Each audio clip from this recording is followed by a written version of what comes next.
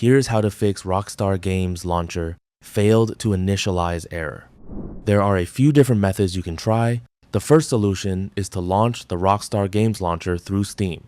Open the Steam application, then click Add a Game in the bottom left corner and choose Add a non-Steam game.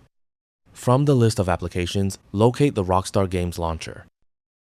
If it doesn't appear in the list, click Browse and navigate to your C drive. Then open Program Files.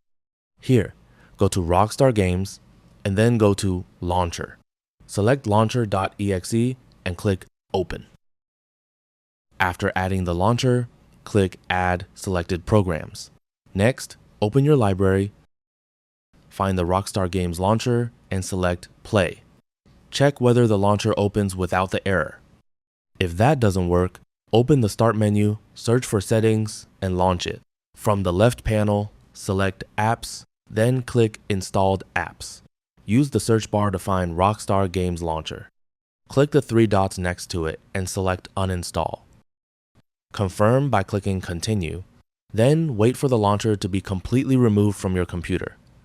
Once the uninstallation is finished, open your web browser and search for Rockstar Games Launcher Download. Download the latest version from the official Rockstar Games website. After the installer finishes downloading, open it and begin the installation process. When you reach the install location screen, try selecting a different installation folder before continuing. Changing the installation directory can sometimes resolve this error. Complete the installation, then launch the Rockstar Games Launcher again to see if the issue has been fixed. If you're still getting the same error, open the Start menu, search for Services, and launch it. Scroll down until you find Program Compatibility Assistance Service. Then double-click it.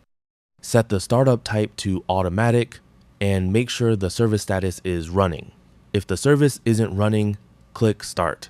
Then select Apply, followed by OK. After making these changes, launch the Rockstar Games Launcher again. The fail to initialize error should now be resolved. And that's it. That's all for this video. Thanks.